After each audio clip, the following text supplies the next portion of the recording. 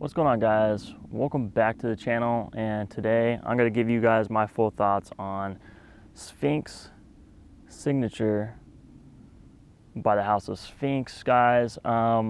This sample was sent out to me graciously by Nebu, so I appreciate you, man. And we're going to talk about this fragrance, guys. I've been seeing a lot of videos lately about Sphinx, and it's a new fragrance and this and that, the other, and it's just this magical thing. Free bottles were sent out to a lot of people, and Nebu actually got his nose on it, and he's like, dude, I don't think you're gonna like this one, but you should check it out. So I've been wearing Sphinx Signature, guys, for the past, like, I want to say 4 or 5 days. I have just a little bit left in the little sample bottle that he gave me, and we're just gonna talk about the fragrance, guys. Now, when I thought of the word Sphinx, guys, I don't think of Egyptian. I automatically go to sphincter muscle, which is like your butthole muscle, guys. And we're just gonna look up the notes real quick. So the notes, the top notes in this fragrance are cinnamon, mandarin orange, lavender, and lemon. And it says in parentheses sour lime. The middle notes are fruity notes, incense, Japanese red cedar, and cumin. And the base notes are tobacco, vanilla, leather, cedar, benzoin, isoe super, cypress, and patchouli. That's a lot. And they classify this as like a spicy, woody.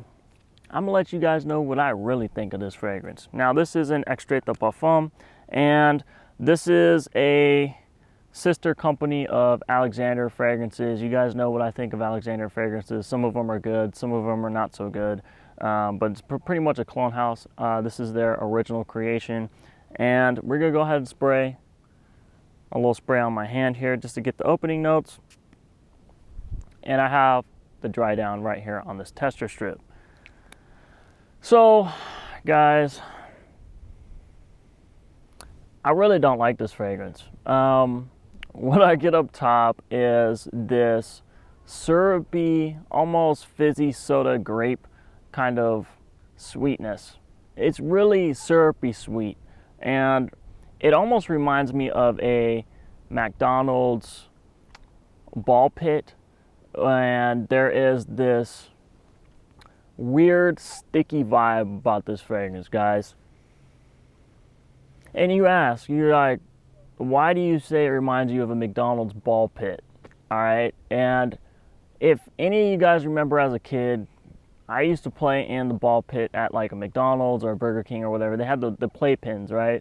And kids that had food on their hands, or like mustard, ketchup, or syrup, or whatever, they touch the balls and it become all sticky. And then the smell from the balls, sounds wrong, but the smell from the ball pit with the weird plasticky kind of stickiness, sweetness from whatever they were touching, guys, the food. That is what this reminds me of. It doesn't smell like food, but just the sweetness from the stickiness of the balls, guys. Like, I don't know, it's weird, right? So you have like this fruity, almost, like I said, syrupy sweet, really sweet opening. And as this transitions, because this isn't really a linear fragrance, guys. I mean, it does develop and it does change as it moves in. And I have the dry down here on the tester strip. You almost get this like in the middle, right? So the top, it's like really sweet and sticky and just smells weird, right? And so then in the mid, you kind of get like this chocolate patchouli note, which I actually find really nice. It almost reminds me of like an Andes mint, the kind of mints that they give to you at Olive Garden after your meal. That's what this really reminds me of in the mid.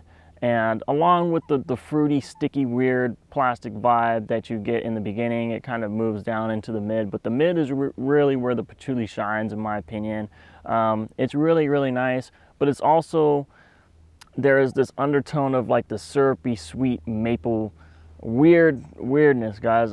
It could just be me. I could be wrong. I could be totally wrong with this, but it's just so weird, you know. And then in the base, I get a lot of like this animalic ambergris with an undertone of body odor cumin. And I believe the cumin wasn't in the top, but like this composition is so weird. And I was talking to Nebu about this, right? Because we talk about, he sent this to me, and I was testing it throughout the week. We called each other or texted, and we were talking about this, and I was like, dude, it gets so syrupy sweet, almost sickly sweet, just sickening little kids' fingers sweet, like when they touch stuff, and then the smell from that. Because I feel like there's some ambergris in here too, which is going toward that animalic side, to where it just smells off. There's something off about this. And it's an extrait de parfum, so the longevity is, it lasts 10 hours plus, guys. I mean, the longevity is not a problem with this. The sillage, this is the type of fragrance where the sillage is, if the wind hits you or if there's a breeze, you're gonna get wafts of it, It's not like a monstrous projector or anything like that, but if the wind hits you and stuff like that, you're gonna get wafts of it. And this is very, I want to say it's unisex. I really feel like it's unisex. And when you hear the name Sphinx Signature, I guess they were trying to refer to this as like a signature scent. I would never wear this as a signature scent. It's just nasty to me, guys. I don't like this fragrance at all. And for the price, right now they have a sale going, which is, I think you can pick up a 100 ml bottle for like $79.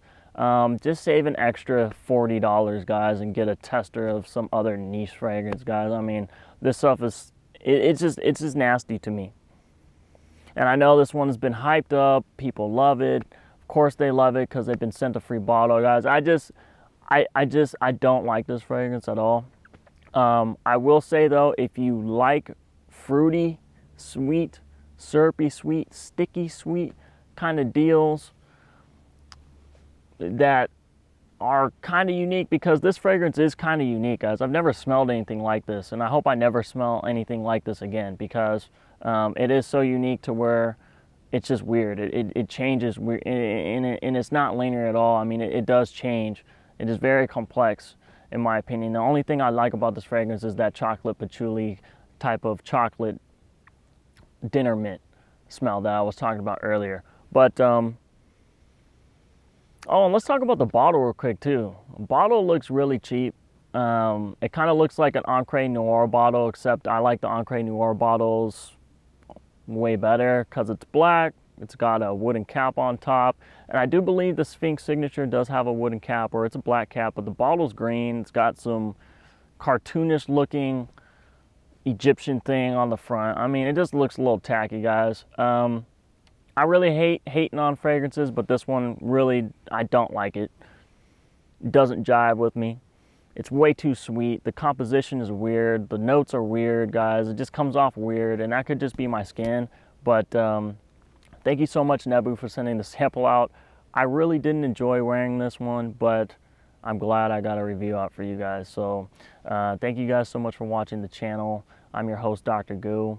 And look, guys, you can do anything you want to if you put your mind to it in life, and I stand by that.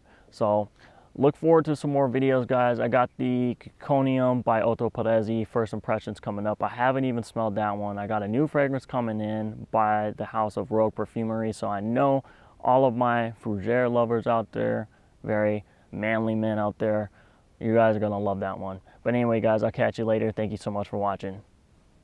See ya.